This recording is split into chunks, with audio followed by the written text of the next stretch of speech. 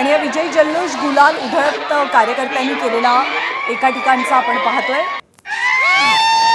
ही खऱ्या अर्थानं कार्यकर्त्यांची निवडणूक असते, म्हणजे तळागाळात असलेला कार्यकर्ता ही निवडणूक लढवत असतो। आणि उदय सामंत यांचं पण एक विधान होतं की पत्रकं वाटणाऱ्या कार्यकर्त्यांची निवडणूक असते, त्यामुळे जल्लोष सुद्धा तसाच खास असतो जेव्हा झेडपीच्या निवडणुकांचे निकाल समोर येतात तेव्हा।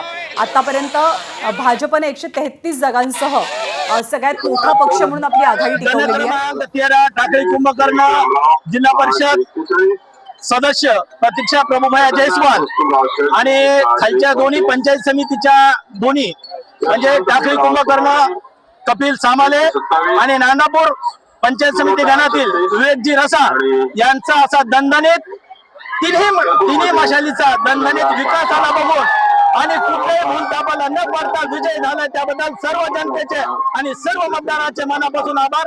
जय हिंद, जय महाराष्ट्र। त्या सगळ्या मतदारांचे विजयी उमेदवारांनी आभार मानलेले आहेत आणि खुलताबादमधनं तीनही गटातनं भाजपचा विजय झालाय, त्यामुळे संभाजीनगरमध्ये भाजपला मिळालेलं हे मोठं यश म्हणावं लागेल।